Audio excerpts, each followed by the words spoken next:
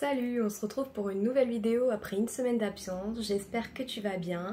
On se retrouve aujourd'hui pour la critique de Captive, trilogie de Sarah Rivens publiée en 2022. J'espère que tu es bien installé, prends-toi quelque chose à manger et à boire et c'est parti!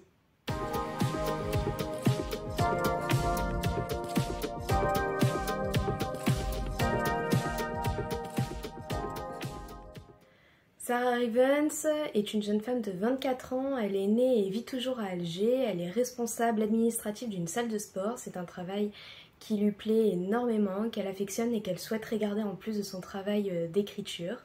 Comme beaucoup d'auteurs, elle s'est lancée sur la plateforme de Wattpad avec pas mal d'écrits et en 2022, elle a signé son premier contrat d'édition avec BMR où elle a du coup publié Captive en version brochée, e-book et nouvellement cette année, elle a également sorti la version reliée du tome 1. L'impact de cet écrit a été extrêmement important, allant jusqu'à détrôner les Mémoires du Prince Harry avec plus de 9 millions de ventes en 2022. La trilogie a clairement eu un impact important sur le lectorat, autant positif que négatif, on va en parler dans la suite. L'ouvrage s'adresse évidemment à un public averti, c'est une dark romance. On y retrouve beaucoup de trigger warning, donc d'avertissements avec des scènes violentes, de torture, d'humiliation, de références à de nombreux viols et pas mal de scènes de smut. Pour le résumer, on retrouve du coup Ella qui est captive contre son gré depuis son adolescence. John, son possesseur, préfère utiliser son corps plutôt que ses atouts et ses talents, la plongeant dans un cauchemar éveillé. Jusqu'au jour où il lui annonce de but en blanc qu'elle va travailler pour quelqu'un d'autre. Et si elle a pensé qu'il ne pouvait pas être pire que John, elle réalise très vite que son nouveau possesseur joue dans une toute autre catégorie. En fait, Ash est un leader charismatique, il ne veut absolument pas d'elle dans sa vie et absolument pas dans son réseau de criminalité extrêmement reconnu de la famille Scott. Et pour une raison obscure, il voue une haine viscérale pour ces femmes captives et un jeu dangereux s'installe entre ces deux personnages avec Asher qui entend bien faire payer à Ella sa haine et celle-ci ne compte pas céder à toute cette barbarie. Au niveau des couvertures, on retrouve le tome 1 et le tome 2 avec des couleurs aux antipodes. En effet, premier tome, on retrouve la couleur bleue qui est prédominante avec du coup une idée de gel, de froid, voilà, quelque chose de très sombre. Et on arrive tout doucement au tome 2 avec une couleur rouge assez flamboyante avec pas mal de détails, dont des plumes. Et on a également le troisième tome qui en fait est le lien entre le tome 1 et le tome 2 avec la transition entre Asher et Ella avec Ben et Bella. Et cette couverture-là est, elle, par contre, beaucoup plus stylisée avec pas mal de détails. Captive présente un milieu vil de la criminalité et dépeint une terrible violence humaine, toujours délivrée malheureusement par une société très patriarcale envers des femmes qui ne sont rien de plus que des possessions. Au niveau du tome 1, j'ai eu pas mal de soucis avec des répétitions, notamment le mot psychopathe qui revient pléthore de fois à n'en plus savoir le sens en fait. Je m'étais rendu compte de ce phénomène lors de la première lecture que j'avais faite des tomes. Notamment du tome 1, mais ça m'a d'autant plus frappée lorsque je l'ai écouté avant de formaliser cette critique pour me remettre les éléments en tête, l'histoire, les détails, etc. Et ça m'a vraiment fait grincer des dents, j'en étais des fois à devoir faire des pauses tellement c'était insupportable. Et naturellement, il m'est venu beaucoup de synonymes que j'avais envie de dire. Mais purée, mais pourquoi tu dis psychopathe à chaque fois et là alors qu'il y a vraiment d'autres mots beaucoup plus forts sur certaines scènes. Concernant les personnages, on va s'attarder principalement pour le tome 1 et le tome 2 sur Ella et Asher qui sont les personnages principaux et ensuite je vais aborder du coup Bella et Ben qui sont les protagonistes du tome 1.5. Ella est une jeune femme isolée qui n'a quasiment plus de famille, il lui reste que sa tante. Et elle accepte de devenir une esclave sexuelle, ni plus ni moins, et captive de John pour aider sa tante à se sortir de son addiction et payer les frais médicaux. Elle y subit à l'appel multiples violences, elle vit dans une insalubrité qui ferait frémir n'importe quel être humain. Elle est présentée comme une jeune femme rebelle qui ne souhaite pas rester enfermée dans cette condition-là, mais malheureusement elle est trop peu développée selon moi sur ce pan de caractéristiques-là.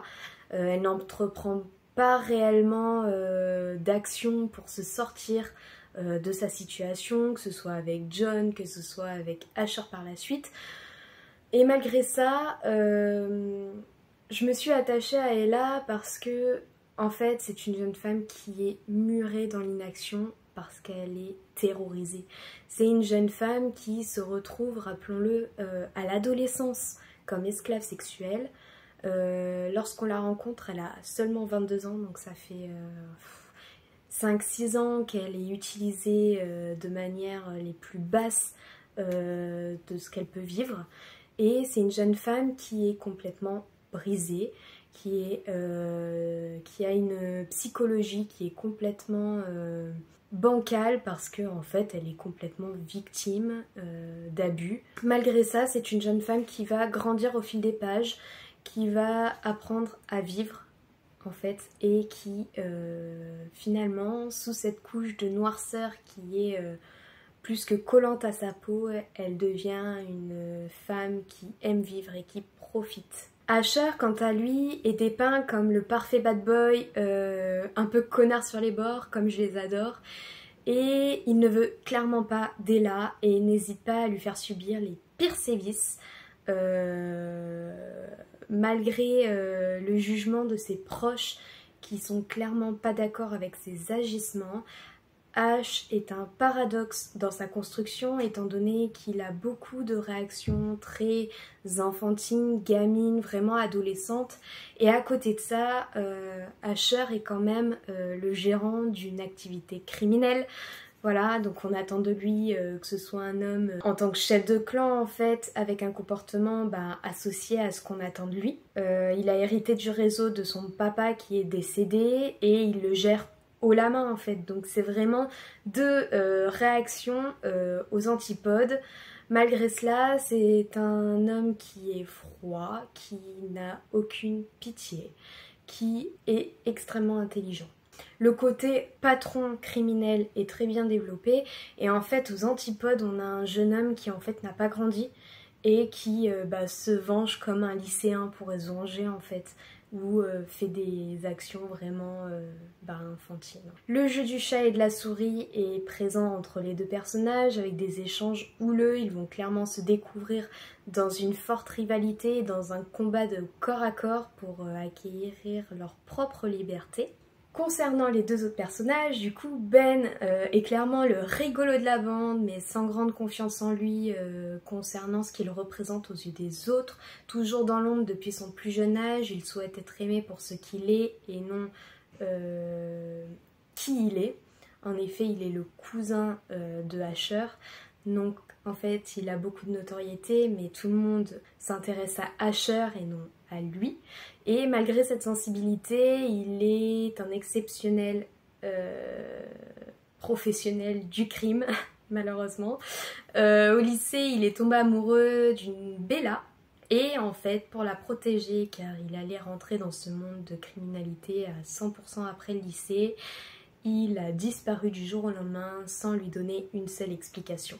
Bella, quant à elle, est une jeune femme pleine de vie, mais également endolorie par sa rupture avec Ben quelques années plus tôt. Elle a du mal à se reconstruire, elle a fui sa ville pour l'oublier, et ses colocs et amis décident en fait de l'aider à mener une vengeance pour qu'elle puisse enfin passer à autre chose, et ils vont monter un plan pour rentrer en contact avec Ben de manière anonyme. Leur relation entre ces deux personnages est donc abordée avec pas mal de flashbacks, pas mal d'incompréhension, de rancœur, beaucoup de disputes au sein du récit. Je suis pas super fan non plus normalement de ces flashbacks dans ce type d'écriture, mais j'avoue que ça m'a pas du tout gênée. Au contraire, j'ai trouvé ça très pertinent.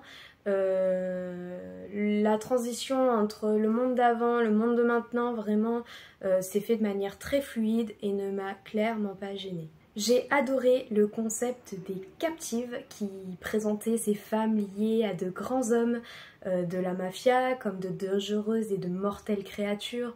Le sujet n'est malheureusement que surfaitement survolé avec les diverses femmes que l'on rencontre au fil des pages. Elles sont censées avoir une réelle utilité dans l'organisation criminelle dans laquelle elles travaillent, mais on les voit plus souvent en fait s'apprêter que réellement dans l'action et la manipulation, voire le rôle d'espionne. Bien sûr, il y est décrit quelques missions de ces jeunes femmes qui partent voilà, pour le compte de leur possesseur, mais à aucun moment je n'ai vraiment ressenti de frisson. Je m'attendais à plus de développement aussi de ce côté-là. Malheureusement, ça n'a pas été le cas. Ça aurait permis de revisiter aussi le côté de la mafia, de la criminalité et de donner un peu plus de place ou de pouvoir aux femmes et qu'elles aient un peu plus d'utilité que simplement être la possession d'un homme et faire ce qu'on lui dit. Étant donné qu'il s'agit de dark romance, évidemment je suis obligée de faire un rappel sur la dangerosité d'une relation toxique, qu'elle soit sentimentale ou amicale. Il faut garder en tête également que c'est de la fiction et certainement pas une relation à idéaliser. Ce qui m'amène à mon deuxième chemin de réflexion, l'influence de ce livre, que je juge dangereux pour les mineurs. En effet, sur TikTok notamment, on retrouve énormément de jeunes mineurs, 14-15 ans, qui font la promotion de ce livre. Pour moi, c'est juste inacceptable. Pareil au sein de mon travail, je suis infirmière et je travaille auprès d'adolescentes et d'adolescents, et je suis effrayée par le nombre de jeunes qui ont ces livres en leur possession. Elles m'expliquent toutes qu'elles sont assez matures pour lire ce type de contenu, mais je suis pas d'accord parce que tout simplement en fait elles n'ont pas assez de recul pour moi à cet âge-là pour comprendre que c'est une relation toxique, que c'est de la fiction, que ce n'est pas à idéaliser, et je déplore qu'à aucun endroit sur la couverture, parce que à 14-15 ans, oui, elles vont aller à la FNAC ou à d'autres endroits pour les acheter, mais souvent elles passent par les parents et à aucun moment sur la couverture il est noté que c'est une dark romance et qu'il faut être un public averti. Avec le contenu de ce récit, on retrouve un environnement très patriarcalisé, digne de la criminalité, avec monsieur qui va vendre ses armes la journée et puis madame fait la popote en attendant que monsieur rentre à la maison. J'espérais justement, étant donné le concept qui était riche des captives, à ce que la femme prenne peut-être pas la même place, parce qu'il y a toujours cette idée de captive et de possesseur, mais du moins qu'on lui donne une place un peu plus haute dans la hiérarchie avec un peu plus de pouvoir. L'image de la femme est clairement négligée, piétinée. Je comprends que certaines lectrices défendront les droits de la femme et étaient furieuses et scandalisées du traitement accordé à ces personnages, notamment Ella. Malheureusement, c'est pas pour rien que c'est un livre qui est classifié pour un public averti. C'est pas un livre à mettre entre toutes les mains. C'est clairement dans la catégorie dark romance, on peut pas s'attendre à ce que ce soit tout beau tout rose, dans le respect, voilà, dans le consentement, tout ça. Malheureusement c'est pas dans cette catégorie-là qu'on va retrouver ce type d'écrit. Je comprends également du coup le questionnement qu'on peut se poser de ces écritures-là, parce que clairement ça fait des années et des années qu'on se bat pour les droits de la femme et on fait des écrits qui clairement déroutent complètement ce qu'on fait depuis des années. Voilà, mais après ça ne reste que de la fiction. Le souci c'est que quand on est trop jeune ou qu'on lit avec pas assez de recul, on risque de se perdre et d'oublier justement que c'est de la fiction. La question de la pédocriminalité est également abordée, je trouve cela extrêmement courageux, notamment de la part de l'auteur, d'avoir mis le doigt sur un sujet qui est extrêmement sensible, difficile, tabou. L'enfant est clairement un être idéalisé dans toutes les cultures pour... J'ose espérer la quasi-totalité des personnes sur cette terre. Je sais que malheureusement il y en a qui sont pas du tout bienveillantes, mais normalement l'enfant c'est vraiment un être qu'on ne touche pas. C'est un laborieux pari qu'elle a pris d'aborder cette thématique. Elle a essayé de le faire au mieux, de montrer également les conséquences des actes subis par les victimes de viol, l'importance du consentement également et l'impact émotionnel sur la vie d'adulte et l'instabilité psychique que ce genre d'expérience confère à ses victimes. Pour finir de manière un petit peu plus gaie ces réflexions, on va réfléchir sur le lien amical, familial présent au sein de cette trilogie. On décèle beaucoup de complicité entre les personnages, qu'ils soient principaux ou secondaires. On retrouve également l'importance de l'attachement, mais pas forcément familial, mais aussi sans lien du sang, mais du coup sur un lien amical où c'est clairement la famille qu'on se choisit. Ils forment une et seule même famille de cœur, ils se soutiennent, ils sont là les uns pour les autres. Même quand c'est des périodes difficiles, de doute, de rancœur, ils sont toujours là les uns pour les autres. Concernant la conclusion avec l'avis critique, ce dont j'ai pensé vis-à-vis de ce livre, pour moi c'est pas évident présenter aujourd'hui cette trilogie extrêmement controversée. Sur le BookTok, on a eu clairement une vague de plusieurs mois avec une hype énorme sur ce livre, avec pas mal de recommandations, et en contrepartie j'ai pas mal entendu et lu de critiques négatives sur l'ensemble de la trilogie. C'est du coup avec pas mal de recul que je me suis penchée sur la question et que j'ai essayé d'être la plus impartiale possible dans l'analyse de cette œuvre. Le récit a été présenté comme un roman de dark romance soft. Étant baignée dans la dark romance maintenant depuis quelques mois, je peux affirmer que ce n'est pas comme ça que je décrirais ce roman. Oui, il y a des scènes certainement plus douces, si je peux dire, que dans d'autres écrits iconiques vraiment implantés dans cette catégorie d'écriture. Cependant, pour moi, l'écriture du premier tome en fait a été trop laborieuse à lire et laisse sans aucun doute un sentiment d'amertume en fait au lecteur pour une hype aussi énorme pour ce livre en fait. Comme beaucoup, Captive a été pour moi le premier roman de dark romance que j'ai lu, sans évidemment d'éléments comparatifs. J'ai initialement apprécié cette histoire, je vais pas dire que je ne l'ai pas aimée, ce serait pas vrai, car il y avait pas mal de potentiel, mais maintenant que j'ai plusieurs cordes à mon arc, clairement ce sera pas le roman que je conseillerais pour présenter la catégorie de la dark romance, qui est déjà une catégorie qui est extrêmement controversée de par ce qu'on trouve dans les écrits. Et pour moi, c'est clairement pas le livre qui va forcément donner envie au lecteur d'aller plus loin dans cette catégorie et de découvrir la subtilité de ces écrits qui sont vraiment sombres et terrifiants. Par contre, on sent bien que les deux autres tomes ont été beaucoup plus travaillés que le premier, avec beaucoup moins de répétitions, d'incohérences, entraînant une meilleure... Je n'ai pas eu la sensation de longueur par contre sur les 3 tomes.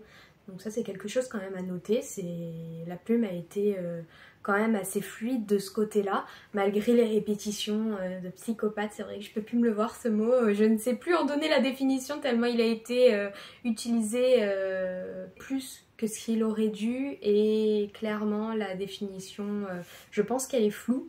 Et je trouve ça très dommage, parce qu'il y a tellement de synonymes qui auraient pu convenir dans certaines situations. Je ne dis pas supprimer totalement ce mot du champ lexical de ce livre, pas du tout. Mais par contre, peut-être varier un peu plus, ça aurait été carrément mieux. Et j'ai eu la sensation en fait que la maison d'édition a été totalement découragée par l'ampleur du travail de relecture, surtout du tome 1. On a vraiment la sensation que le tome 1 a clairement été pris de Wattpad et puis juste mis en police pour le vendre en tant que brochet. Et les autres ont été beaucoup plus travaillés. C'est le risque hein, quand on prend des écrits déjà faits sur Wattpad, sans correction au fur et à mesure, voilà, hein, par les conseillères, etc. Mais c'est vrai que j'ai trouvé ça tellement dommage parce que l'histoire a tellement de potentiel qu'en fait elle est gâchée et pas mal de monde a arrêté de lire ou vraiment aimé sa lecture de par ces répétitions-là et ces invraisemblances en fait. Les personnages principaux pour moi et secondaires n'ont pas été assez développés. J'ai eu tout de même un attachement pour le quatuor d'Ella, Asher, Ben et Kira.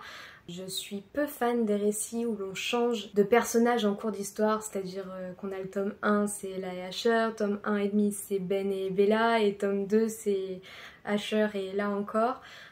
Donc première fois que j'ai lu, je me suis spoilée. Attention, quand on passe du tome 1 au tome 2 sans avoir lu le tome 1 et demi, on est beaucoup spoilé pour pas mal de choses.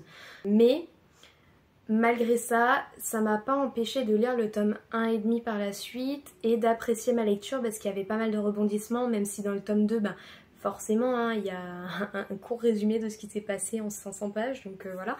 Mais redécouvrir les détails, l'histoire de Ben et Bella, parce que en vrai, il n'en est fait aucunement mention au niveau du tome 2, au début. Donc c'est vrai que c'est quand même agréable de découvrir ces personnages, mais voilà. Si pour toi lecteur ça te gêne pas de passer d'un tome avec 2 personnages, puis un autre avec 2 autres, et puis revenir sur les anciens, fonce comme ça, lis dans l'ordre. Après, voilà, ça c'est en fonction de son expérience de lecture et comment on apprécie lire au quotidien. J'ai été peu transportée par les émotions, l'auteur en fait mention par les dialogues, les sensations des personnages, mais je n'ai rien ressenti à l'intérieur de moi et j'ai trouvé ça extrêmement dommage. J'ai pas eu ce petit frisson dans certaines scènes qui clairement auraient pu être là. J'ai trouvé ça extrêmement dommage. Malgré tout, quelques scènes m'ont fait sourire en fait tout simplement. J'avais clairement envie de traiter Dasher de sale petit enfoiré parce que clairement il a traité là de manière tellement vile, tellement enfantine, tellement connard quoi en fait. Voilà, y a pas mal de scènes hein, qui reviennent sans trop en donner, l'histoire où il l'arrose, l'histoire de la plaque, bref sans donner plus de détails mais bref un con quoi. En revanche, j'ai beaucoup aimé le décor implanté dans le récit, extrêmement cliché de la richesse, mais magnifique. La villa entièrement façonnée de baies vitrées, alors là c'est mon coup de cœur à l'unanimité. J'aurais vraiment aimé visiter cette villa qui clairement fait promettre des merveilles. Donc pour conclure, le sujet était de l'or en barre et quel dommage, j'ai la sensation qu'il n'a pas été exploité de manière efficiente. C'est pour ça que je qualifierais Captive comme bonne lecture parce que vraiment j'ai apprécié lire en fait l'histoire parce que les retournements, les rebondissements, tout ça c'était vraiment pas mal choisi, mais de par les répétitions qui étaient laborieuses, de par les personnages qui sont trop peu développés à mon sens, pour moi la promotion qu'il a eue, ce livre, n'était pas à la hauteur de la qualité du travail, malheureusement. Ce sera clairement pas un livre dans lequel je vais investir pour qu'il vienne dans ma bibliothèque. C'est vrai que moi je suis très friande de lecture matérielle entre guillemets avec du papier, mais c'est vrai que à hauteur de 4 à 5 livres par semaine c'est clairement pas budgétisable, mais du coup c'est vrai que les histoires qui me plaisent énormément, qui sont des coups de cœur, clairement bah, elles atterrissent là. Voilà, mais Captive n'en fera malheureusement pas partie. Je la relirai plus tard parce que voilà, l'histoire m'a plu vraiment, mais pour moi ce n'est pas le coup de cœur à tel point qu'elle arrive sur ma bibliothèque. On arrive sur la fin de cette critique de Captive, roman extrêmement controversé sur le BookTok et qui a fait chavirer plus d'un cœur. J'espère que cet avis critique de manière la plus impartiale possible et la plus objective t'a plu. Ça n'a pas été un travail évident pour moi de mettre mes sensations de côté pour essayer d'être la plus objective possible, malgré qu'on sache que la lecture est libre à interprétation, qu'elle est propre à chacun et à son vécu.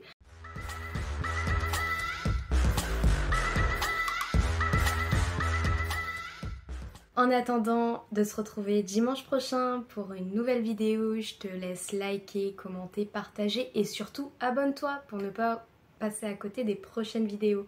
Tu peux me retrouver également sur Instagram et TikTok qui seront dans ma barre d'infos afin de découvrir en 4 images et un son le prochain titre que je te proposerai dimanche prochain et aussi trouver des contenus un peu plus brefs et un peu plus fun. Bonne lecture et à dimanche.